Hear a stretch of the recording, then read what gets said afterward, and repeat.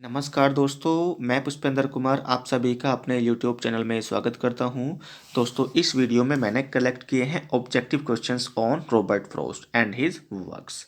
चलिए देखते हैं। यहाँ पर सबसे पहले हमारा जो क्वेश्चन है, 17th honorary degrees were conferred on him. He could boast of being a master of arts 2 times and doctor of humanities 3 times and doctor of letter 12 times in his life. देखिए यहाँ पे Robert Frost को कुछ degrees दी हुई हैं, तो आप इनको मार्क कर सकते हैं। और यहाँ पे कुछ इंपॉर्टेंट जानकारी ये है जो यहाँ पे आप फोकस करेंगे। इनको नोबेल प्राइज जो मिला है वो 4 टाइम्स मिला है। ये यहाँ पे टाइमिंग दी हुई है, सो आपको इन पे फोकस करने की आवश्यकता है। ठीक है, तो ये 4 टाइम्स। और देखिए मैं आपको आपकी जानकारी के लिए बता दूँ कि देखिए 4 टाइम्स जो नोबेल प्राइज है वो यूजीन और नेल को मिला है, जिनका एक वेल नोन वर्क है द हेरी एप। ठीक है, चलिए आप उसे चेकआउट कर सकते हैं कि उनको कब कब मिला है। चलिए हम आगे बात करते हैं। तो इसका राइट ऑप्शन आपका हो जाएगा रॉबर्ट फ्रॉस्ट। ठीक है, चलिए आगे बढ़ते हैं हम। क्वेश्चन नंबर 2 है, ही मैरिड इन 1895। ठीक है, यहाँ पे आपको याद रखने की आवश्यकता है कि जो उनकी मैरिड हुई थी वो 1895 में होती है। कैसे भी क्वेश्चन बन सकता है। And attended Harvard college for 2 years 1897 to 98 and then with a family settled to farming, writing poems along with his more demanding response to the family necessities. Who is being referred here? Robert Frost की बात की गई है। Undoubtedly he is Robert Frost. चलिए next question is,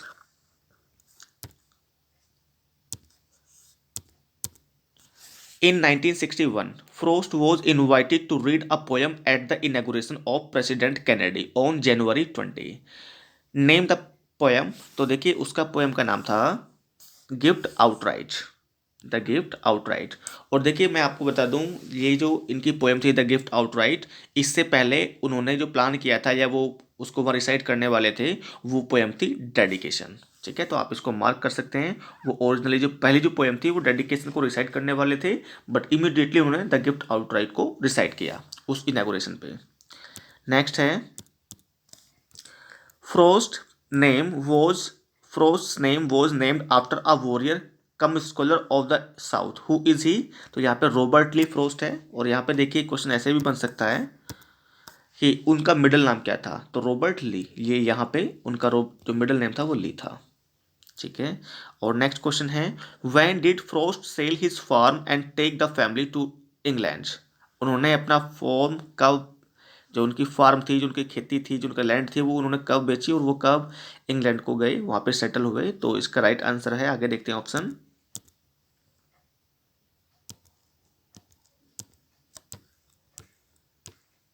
तो देखिए यहाँ पे जो राइट ऑप्शन है वो है 1912।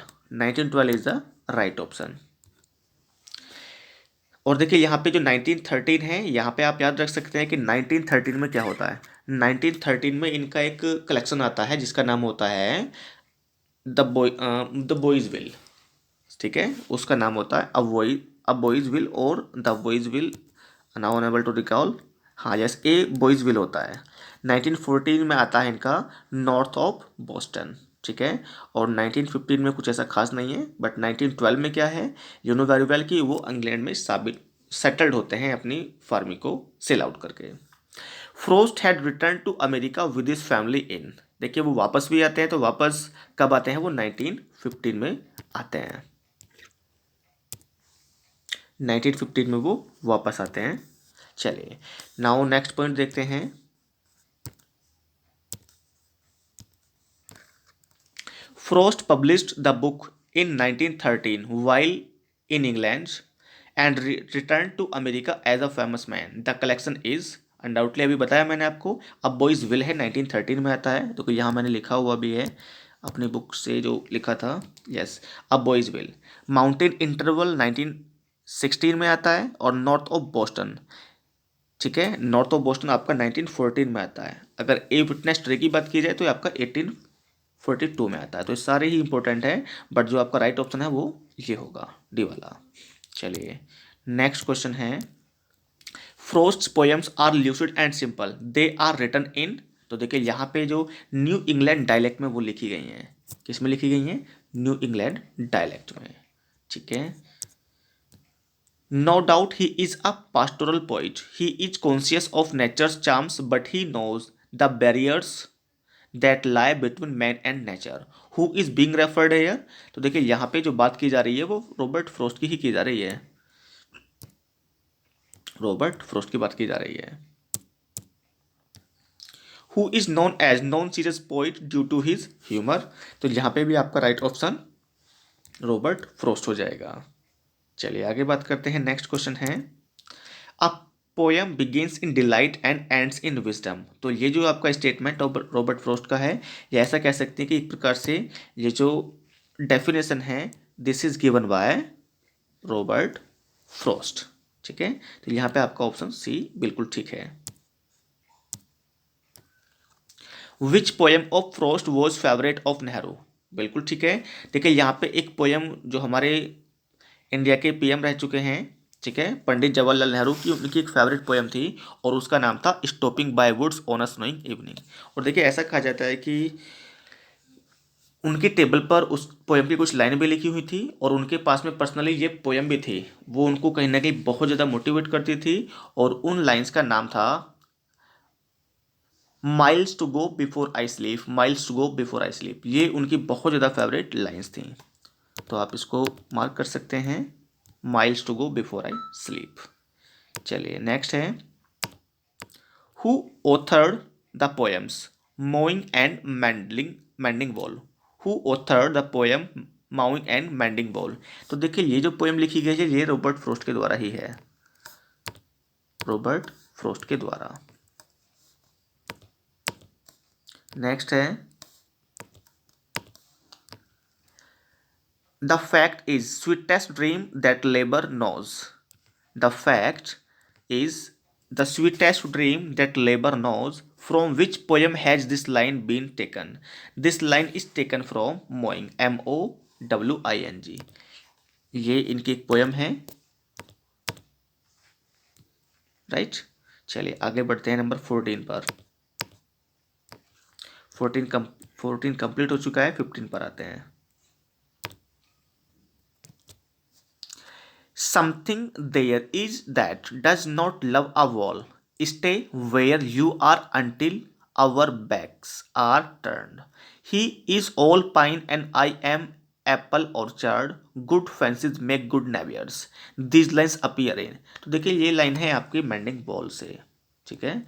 और देखिए अब something there is that does not love a wall, देखिए यहाँ पे जो समथिंग है वो स्टैंड करता है नेचर के लिए, ठीक है। जो प्रकृति है उसको वो दीवार पसंद नहीं है, ठीक है। जो वहाँ पे उन लोगों के बीच में एक प्रकार से जो डिवाइडेशन है उनके फार्म का या उनके लैंड का, तो something stands for nature. Next की बात करते हैं Frost poem published, Frost first poem published, Frost first published poem was, इनकी सबसे जो पहली पोएम पब्लिश हुई थी तो वो थी माई बटरफ्लाई। और देखिए इसको बहुत कम कीमत में सेल आउट भी कर दिया गया था, तो आई थिंक ठीक है, तो ये आपका राइट ऑप्शन हो जाएगा माई बटरफ्लाई। और देखिए ये एक एलेजी थी, ठीक है। चलिए आगे देखते हैं मोइंग वॉज पब्लिश्ड इन 1913 इन। अभी आपको याद होगा, आई होप कि आपको ये तीनों चारों पॉइंट अच्छे से याद होंगे कि इसमें जो आपका राइट ऑप्शन है a boy's will, a boy's will is the right option. ये 1913 में एक कलेक्शन आया था, ठीक है। और अगर आप बात की जाए माउंटेन इंटरवल की तो ये 1914 में था या 1916 में था, आप काइंडली कमेंट कीजिएगा। नॉर्थ ऑफ बोस्टन 1914 में था या 16 में था, काइंडली कमेंट कीजिएगा, ठीक है। देखिए नॉर्थ ऑफ बोस्टन तो 1914 में है, बट आप माउंटेन इंटरवल का जरूर कीजिएगा। ओके नंबर 18 पर देखते हैं my long whispered and left the hay to make this line is from mowing fill in the blank। तो देखिए यहाँ पे आपका ऑप्शन हो जाएगा my long scythe SCYTHE, तो आप यहाँ पे फिल कर देंगे दिस वन, ठीक है। नेक्स्ट देखते हैं I could say to him this line is from mending wall fill in the blank। तो यहाँ पे हमें फिल करना है I could say elves। तो देखिए यहाँ पे elves राइट ऑप्शन हो जाएगा। चलिए आगे चलते हैं। The land was ours before we were the lands. This line appears in the gift outright. The gift outright. और देखिए ये वही पोयम है जो जॉन एफ कैनेडी के इनॉग्रेशन पर इस पोयम को रिसाइट किया गया था, बट जो ओरिजिनली रिसाइट की जाने वाली पोयम थी उसका नाम था dedication. The sun was warm but the wind was chill. This line is from two tramps in uh two tramps in mud time. ये इसका राइट ऑप्शन है। चलिए नेक्स्ट पॉइंट देखते हैं। फ्रोस्ट्स पोयम वर नॉन फॉर। तो देखिए इनकी जो पोयम है वो जानी जाती हैं रीजनलिज्म के लिए जानी जाती हैं। तो आपका ये जो ऑप्शन है रीजनलिज्म के लिए ये बिल्कुल ठीक हो जाएगा। चलिए नेक्स्ट पॉइंट है फ्रोस्ट पोएम्स रिप्रेजेंट। देखिए इनकी जो पोएम है वो क्या रिप्रेजेंट करती हैं, ओल्ड इंग्लैंड को, ओल्ड अमेरिका को, न्यू अमेरिका को। तो देखिए यहाँ पे आपका हो जाएगा बिल्कुल राइट ऑप्शन न्यू इंग्लैंड को। ठीक है, ओके। नेक्स्ट देखते हैं। In his poems he presents isolation, separation and alienation. He combines beauty and terror. He uses symbolism to communicate truths of universal significance. The poet referred here is. तो देखिए यहाँ पे किस पोइट को referred किया जा रहा है। I hope you know the right answer. We are talking about and we are discussing all the questions related to Robert Frost. तो देखिए यहाँ पे जो आपका राइट ऑप्शन है वो रॉबर्ट फ्रोस्ट ही है। तो number D is the right option. आगे देखते हैं। The poem birches appeared in 1916। देखिए 1916 में कौन सा आता है, माउंटेन इंटरवल आता है। ठीक है, और देखिए a witness tree I think 1842 में आता है, और न्यू हेमिस्फेयर जो आपका न्यू हेमिस्फेयर 1923 में आता है। तो आपका यहाँ पे जो राइट ऑप्शन है वो हो जाएगा माउंटेन इंटरवल। ठीक है, ये यस ठीक है। और देखिए न्यू हेमिस्फेयर कब आता है, 1823 में। ये आपका आता है 1842 में। चलिए आगे चलते हैं। This poem reflects Frost's reaction, his activities, attitudes and responses. It has been from a further range. ठीक है, 1936 it was first published in 1934। It is based on the dignity of labour. Name the poem two tramps in mud time. ठीक है, तो आपका यहाँ पे जो right option है वो है two tramps in mud time. Next point देखते हैं।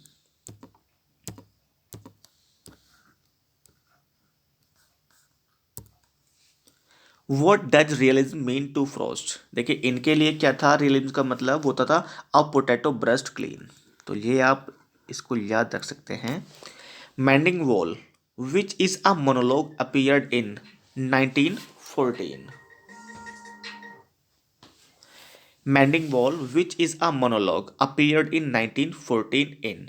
देखिए 1914 में कौन सा आता है, यू नो वेरी वेल, आपका आता है यहाँ पे नॉर्थ ऑफ बोस्टन। ठीक है, अ विटनेस ट्री 1842, अ बॉयजविल 1913। ठीक है, चलिए नेक्स्ट पॉइंट देखते हैं, आगे बढ़ते हैं।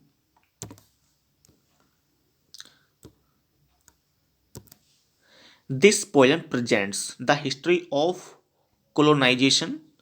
It was published in 1942. The poem is The Gift Outright. The Gift Outright. ठीक है, और देखिए 1942 में कौन सा कलेक्शन आता है, आई होप आपको याद होगा। चलिए आगे देखते हैं। Fire and ice, stopping by woods on a snowing evening and the witch of Coos from new hemisphere are poems from the pen of. Robert Frost के पेन से लिखी गई हैं, ये इन्हीं की ही रचनाएं हैं।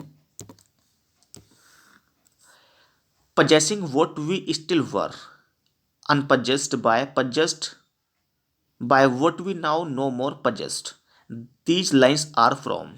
तो ये द गिफ्ट आउटसाइड से लाइन ली हुई हैं।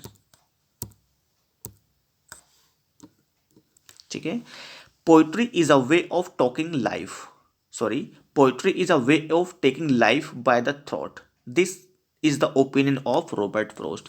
ये रॉबर्ट फ्रॉस्ट की ओपिनियन है, ऐसा उनका मानना है। फ्रॉस्ट इज हैबिचुअल फॉर, तो देखिए वो किस चीज़ के लिए हैबिचुअल थे, तो यहाँ पे अभी हम देखते हैं इसको। Frost is habitual for parenthesising. देखिए पेरेंथेसाइजिंग क्या होता है, ये होता है बीच में लिखना, ठीक है, तो ये बीच में लिखने के एक प्रकार से हैबिचुअल थे। नेक्स्ट पॉइंट को देखते हैं हम, क्वेश्चन नंबर हमारा 34 हो जाएगा इधर। The object in writing poetry is to make all poems sound as different as possible from each other, who said, Robert Frost ने ये बात कही है, ये स्टेटमेंट रॉबर्ट फ्रॉस्ट के द्वारा है। Just as you say have it your own way then my man is it you talk like a professor Frost, these lines are from, तो देखिए लाइन है आपकी 100 कॉलर्स से, ठीक है। नेक्स्ट देखते हैं, बेटर देन मैरिड और to be as good as married, that's what he has always said, तो ये फ्रॉस्ट ने कहा है, किसमें कहा है, द हाउस कीपर, इनका एक रचना है, एक वर्क है, उसमें कहा है, ठीक है। Home is the place where when you have to go there they have to take you in, Frost, ये जो वर्क है, लाइन है फ्रॉस्ट की है, कहाँ से है, these lines are from a the death of a hired man, ठीक है। चलिए नंबर 38 देखते हैं। Our life runs down in ascending up the clock, our life runs down in sending up the clock, the brook runs down in sending up the brook, Frost के द्वारा ये line कही गई है, कहाँ कही गई है, these lines appears in, these lines are written by Robert Frost, and ये लिखी गई है वेस्ट रनिंग ब्रूक में, लाइन लिखी हुई है, वहाँ से लाइन ली हुई है। Today will be the day of what we both said, this line appears in, ये लाइन आपकी है वेस्ट रनिंग ब्रूक से है, ये लाइन भी आप इसको मार्क कर सकते हैं। चलिए क्वेश्चन नंबर 40 है, the universal cataract of death, the universal cataract of death that it paints to nothingness and unresisted, these lines appear in, ये लाइन आपकी है वेस्ट रनिंग ब्रूक से, वेस्ट रनिंग ब्रूक से।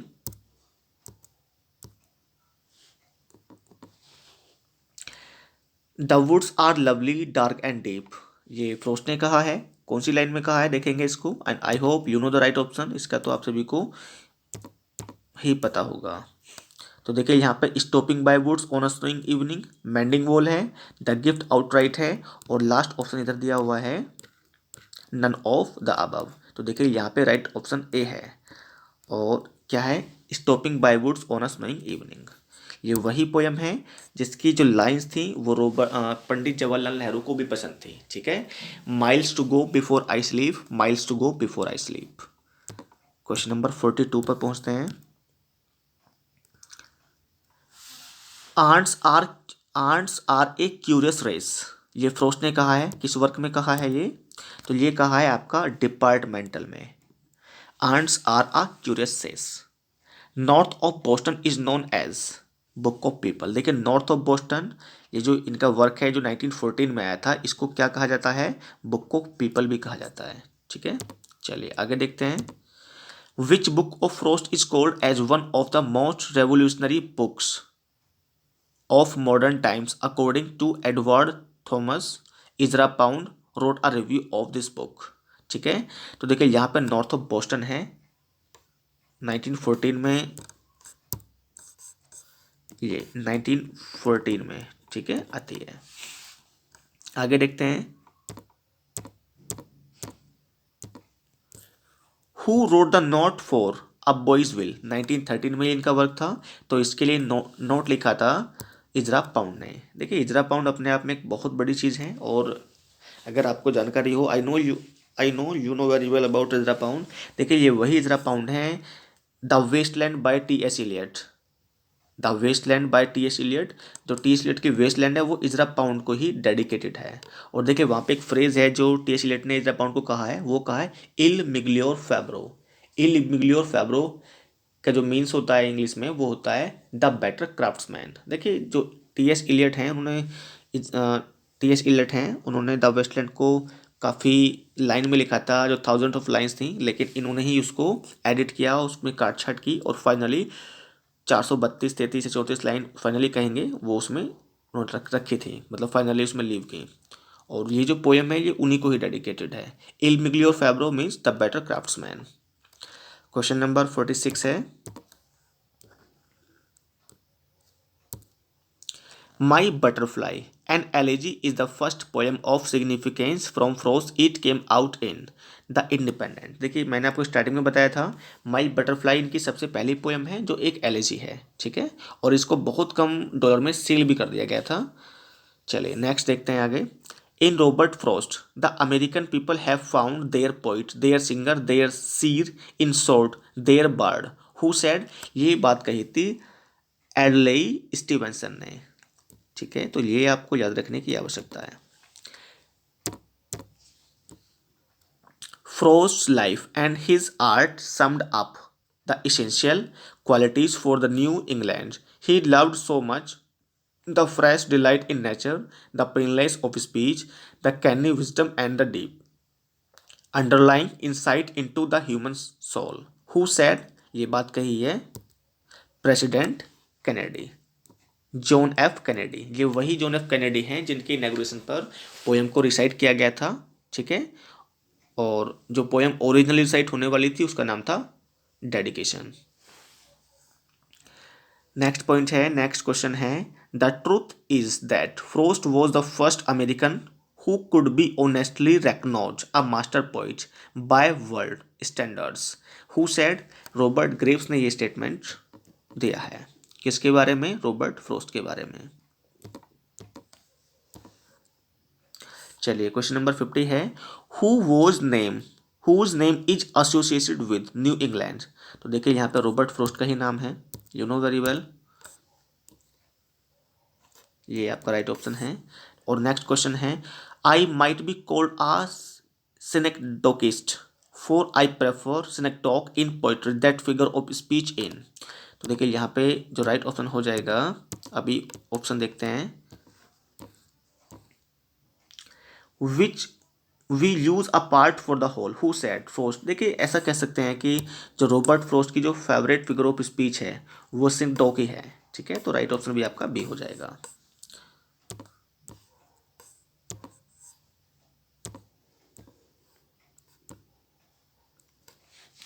He used the natural flexibility of language within the structure of meter, bringing originality in a personal style to the conventional patterns of poetry. Moreover, he brings that elfish quality of turning a phrase or a thought inside out or upside down to get a whimsicality of freshness of vision. As an artist, he values himself and keeps coming back to those truths which are his directives. Who said this about Frost? तो ये कहा है एजबर्ट S Oliver ने। तो यहाँ पे जो आपका राइट ऑप्शन है वो ए हो जाएगा, ठीक है। चलिए आगे देखते हैं, नेक्स्ट क्वेश्चन है हमारा 53। His poems do move from delight to wisdom, who said this about Frost. तो ये बात कही थी एजबर्ट एस ओलिवर ने ये कहा है, तो इसको आप यस मार्क कर सकते हैं, okay.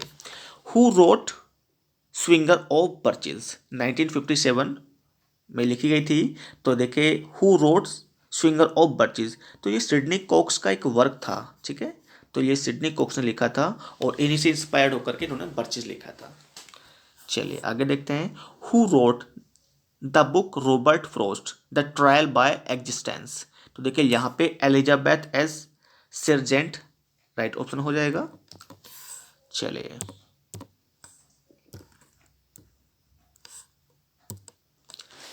Selected letters of Robert Frost edited by Lawrence Thomson was published in 1964 में उनको पब्लिश किया गया था। ठीक है। It should be of the pleasure of a poem itself to tell how it can the figure a poem makes it begins in delight and ends in wisdom. The figure is the same as for love. Who said? ये बात किसने कही थी?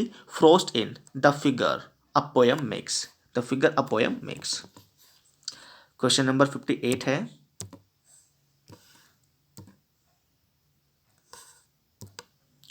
no tears in the writer, no tears in the reader, no surprise for the writer, no surprise for the reader. Who said frost in the figure of a figure the figure a poem makes? चलिए question number 59 है, like a piece of ice on a hot stove the poem must ride on its own melting. A poem may be worked over once it is in being but may not be worried. देखिए यहाँ पे अभी इसको आगे पढ़ते हैं. Worried into being. Who said? Robert Frost ने कहा है. क्या कहा है? किसमें कहा है? Frost in the figure a poem makes. चलिए क्वेश्चन नंबर 60 है, read it 100 times it will for ever keep its freshness as a metal keeps its fragrance. बहुत अच्छी बात कही है. रीड इट 100 टाइम्स, आप इसको 100 बार पढ़ें. It will for ever keep its freshness as a metal, और इसकी जो फ्रेशनेस है वो ऐसे रहेगी जैसे मेटल की रहती है. ठीक है. It can never lose its sense of a meaning that once unfolded by surprise as it went. Who said? Robert Frost ने ही ये स्टेटमेंट दिया है. एंड ये पर्सनली बहुत अच्छा है, क्योंकि अगर हम किसी चीज़ को जितने बार पढ़ेंगे, रिवाइज करेंगे, हम उसको उतने अच्छे से ही समझ पाते हैं और उसको फिर भूलते भी नहीं हैं. चलिए आगे देखते हैं. क्वेश्चन नंबर 61 है, name frost first poem which was sold for $15. देखिए ये वही पोएम है जिसको कम डॉलर में सेल आउट कर दिया गया था, तो इसका नाम यहाँ आ चुका है $15 में. याद रखेंगे, जो माई बटरफ्लाई एक एलर्जी थी इनकी, इसको $15 में सेल आउट कर दिया गया था. कब किया गया था? 1894 में. In 1912 Frost sailed with his family to Glasgow and later settled in Beaconsfield. तो ये बैकनफील्ड में सेटल होते हैं. चलिए आगे चलते हैं.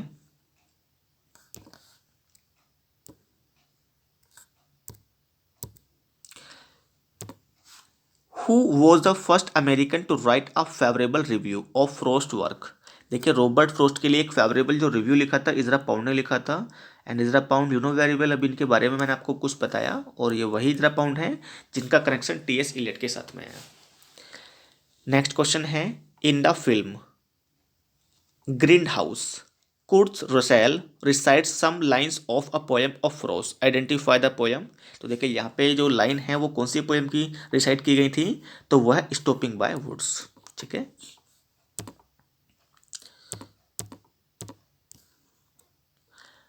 Frost got Pulitzer prize in 1924, New Hemisphere in 1931 for collected poems, in 1937 for a further range.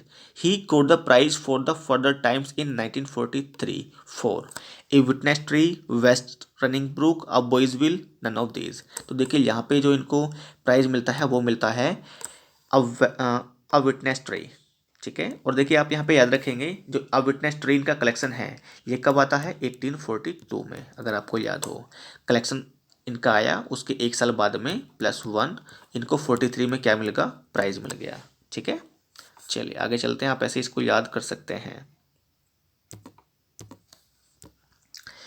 Elliot and ELIOTT Eliot and Carol are the names of sons, while Lesley, Irma, Marjorie and Elinor, Bettina are the names of daughters. Who children are these? Robert Frost के बच्चों की यहाँ बात की जा रही है.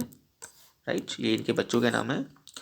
देखिए इनके जो बच्चों का नाम है, जो इलियट है, देखिए ये वो इलियट नहीं है जो हमारा टी.एस. इलियट है, ये स्पेलिंग अलग है, ELIOTT है. और जबकि टी.एस. इलियट में थॉमस स्टर्न्स इलियट में सिंगल टी है. 67 क्वेश्चन है, stopping by woods on a snowing evening which was written in 1922 appeared in. तो देखिए वो कब आती है?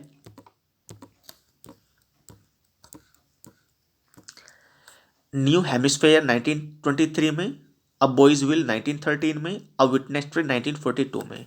तो देखिए वो 1922 में लिखी गई है, तो 1923 में वो आ जाएगी, किसमें, न्यू हेमिस्फेयर में। और देखिए 1923 22 तो बहुत इंपॉर्टेंट डेट है, ये वही डेट है जिसमें टी.एस. इलियट का द वेस्टलैंड पब्लिश होता है। ठीक है। Frost return to America with his family upon the outbreak of the European war in, कब वापिस आता है, 1915 में आता है, और दोबारा आकर के वहीं अमेरिका में सेटल्ड हो जाता है। ठीक है, आगे चलते हैं। The death of Robert Frost leaves a vacancy in the American Sprint. His death improvises us all, but he has bequeathed his nation a body of imperishable words, which Americans will forever gain an understanding. Who said? तो Kennedy कहता है। कौन से Kennedy हैं? John F Kennedy हैं, जिनकी inauguration पर इन्होंने क्या किया था, अपने पोएम को रिसाइट किया था। ये वही बार बार आ जाते हैं, तो हमें जॉन एफ कैनेडी या कैनेडी याद रखने की आवश्यकता है।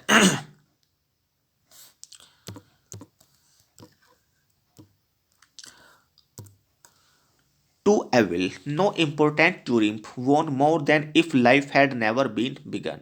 Nothing will be left wild but here a birch, and there a clump of houses with a church. These lines are from the poem The Onset, composed by Robert Frost. For which poem of Robert Frost are the following lines taken, कौन सी line से, कौन सी poem से ये line ली गई हैं? तो यहाँ देखते हैं। They click upon themselves as the breezes rises and turn many coloured. तो देखिए यहाँ पे जो लाइन ली हुई है, ये ली हुई हैं बर्चिस से।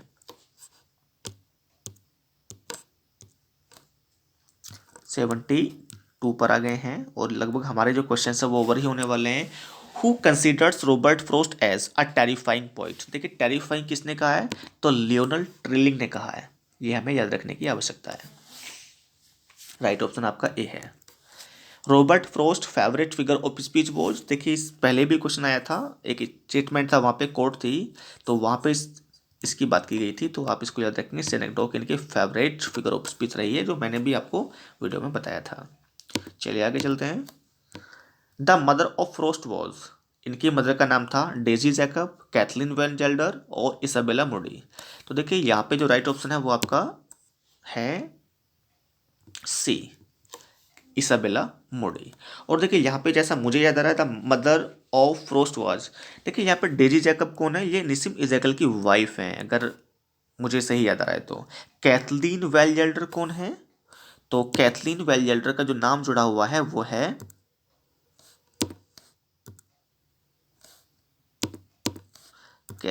तो देखिए मूलराज आनंद है, उनकी वाइफ का नाम कैथलीन वेलजेल्डर इनसे जुड़ा हुआ, और ये कौन थी? ये एक एक्ट्रेस थी। ठीक है, तो यहाँ पे जो ये जो कैथलीन वेलजेल्डर हैं, ये किससे जुड़ी हुई हैं? मूलराज आनंद से। ठीक है, चलिए क्वेश्चन नंबर 75 है, और जो डेजी जैकब है ये ऊपर वाला किससे था हमारा? इजैकिल से। ठीक है, इजैकिल से। चलिए नीचे देखते हैं। Who defined free verse as playing tennis without net?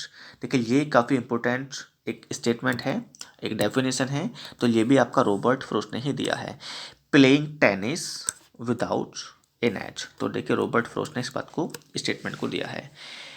Neighborly relations, neighborly relations is the theme of one of Frost poems. This poem is, देखिए मैंडिंग बॉल है, इसमें जो आपस में जो पड़ोसी हैं उनके रिलेशन की बात की गई है, और जो एक वॉल है उसके द्वारा उनको दिखाया गया है something that is not love the wall. देखिए समथिंग वो नेचर ही है जो उस वॉल को पसंद नहीं करता है, तो यहाँ पे राइट ऑप्शन आपका बी हो जाएगा। दोस्तों आई होप जो मैंने ये आपके लिए क्वेश्चंस कलेक्ट किए हैं, आई होप आपके लिए बेनिफिशियल होंगे, आप इनसे कुछ फ़ायदा मिलेगा। अगर आपको लगता है कि ये सचमुच ही बेनिफिशियल हैं, तो आप प्लीज़ इस वीडियो को बाकी अपने दोस्तों के साथ शेयर करें। ठीक है, थैंक यू। अगर आप चाहते हैं कि इसकी आपको पीडीएफ भी मिल जाए, then I will upload the PDF of this video on my Telegram channel. Telegram channel का आपको टेलीग्राम चैनल का लिंक वीडियो के डिस्क्रिप्शन बॉक्स में मिल जाएगा। आप वहाँ से उसको मतलब डाउनलोड कर सकते हैं, और उसको प्रिंट आउट निकलवा के बार बार रिवाइज कर सकते हैं। Okay, thank you.